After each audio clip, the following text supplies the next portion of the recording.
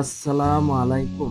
আবুল আহাবের স্ত্রীর নাম আরওয়া বা আওরা, উপনাম উম্মে জামিল বা সুন্দরের উৎস সম্পর্কে সে আবু সুফিয়ানের বোন। একচোখ দৃষ্টিহীন হওয়ায় ইবনুল আরাবী এই মহিলাকে আওরা উম্মে কাবিহ, এক চক্ষুর সকল নষ্টের মূল বলে অভিহিত করেছেন। স্বামীর অকপট সহযোগী ছিল সে। আবু লাহাব ছিল রাসূল সাল্লাল্লাহু আলাইহি ওয়াসাল্লাম এর নিকটতম প্রতিবেশী। উভয়ের ঘরের মাঝখানে ছিল একটি প্রাচীর। ওরা বাড়িতেও রাসূল সাল্লাল্লাহু আলাইহি ওয়াসাল্লামকে নিশ্চিন্তে থাকতে দিত না। তিনি যখন নামাজ পড়তেন, ওরা তখন উপর থেকে ছাগলের নাড়ি-ভুড়ি নিক্ষেপ করত। কখনো তার বাড়ির আঙিনায় রান্না-বান্না হতো, ওরা তখন হাঁড়ির মধ্যে ময়লা ছুঁড়ে দিত। নবীজি সাল্লাল্লাহু আলাইহি ওয়াসাল্লাম বাইরে এসে তাদেরকে বলতেন, হে বনী আবদে মান্নাফ, এ কেমন প্রতিবেশী সুলভ আচরণ! আবু লাহাবের স্ত্রী উম্মে জামিল নবী সাল্লাল্লাহু আলাইহি ওয়াসাল্লামের ঘরের দরজার সামনে কাটা গাছের ডালপালা ছড়িয়ে রেখে দিত। এটা ছিল তার প্রতি রাতের স্থায়ী আচরণ, যাতে রাসূল সাল্লাল্লাহু আলাইহি ওয়াসাল্লাম বা তার শিশু সন্তানেরা বাইরে বের হলে তাদের পায়ে কাঁটা বেঁধে যায়।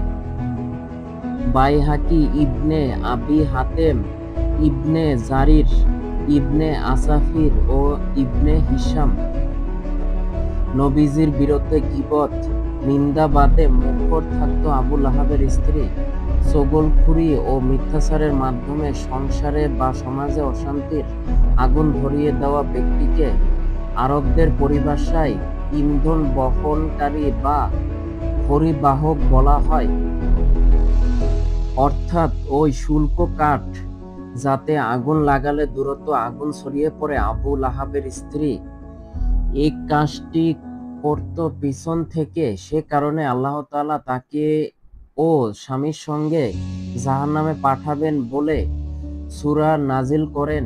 ইরশাদ হয়েছে, ধ্বংস হোক আবু লাহাবের দুই হাত এবং সে নিজেও, তার ধন সম্পদ এবং যা সে অর্জন করেছে তা তার কোনো কাজে আসবে না। অচিরেই সে নিমজ্জিত হবে লেলিহান আগুনে এবং তার স্ত্রী ও যে ইন্ধন বহনকারিণী তার গলদেশে খেজুর আঁশের পাকানো রশি।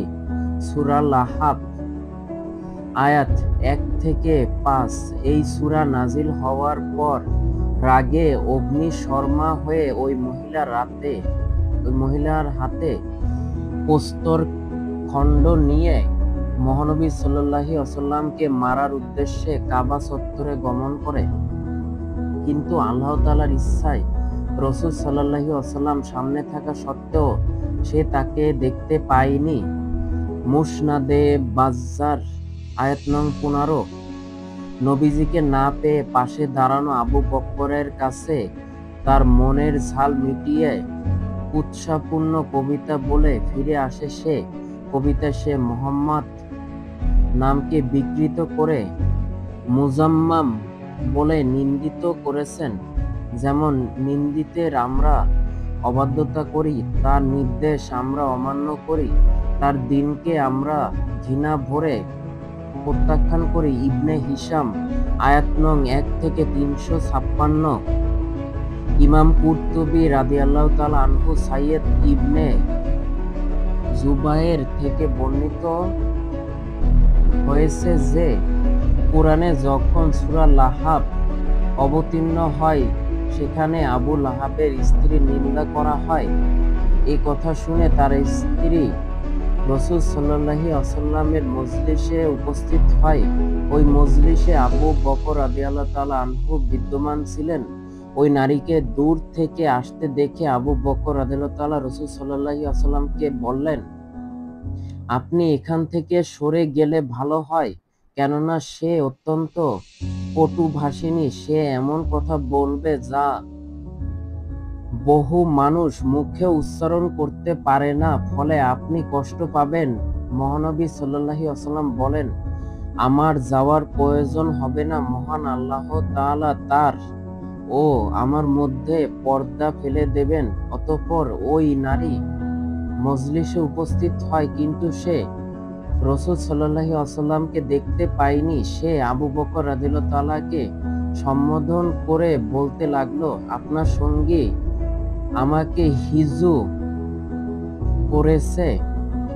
আবু বকর রাদিয়াল্লাহু তাআলা বলেন, আল্লাহ তাআলার কসম, তিনি তো কবিতা বলেন না, তিনি কবিতা জানেন না। অতঃপর সে এ কথা বলতে বলতে প্রস্থান করে যে আপনিও তো তাকে সত্য বলে বিশ্বাসকারীদের অন্যতম। এই কথা বলে ওই নারী চলে যায়। চলে যাওয়ার পর আবু বকর রাদিয়াল্লাহু তাআলা রাসূল সাল্লাল্লাহু আলাইহি ওয়াসাল্লামকে বলেন, সে কি আপনাকে দেখেনি? তিনি বলেন, না।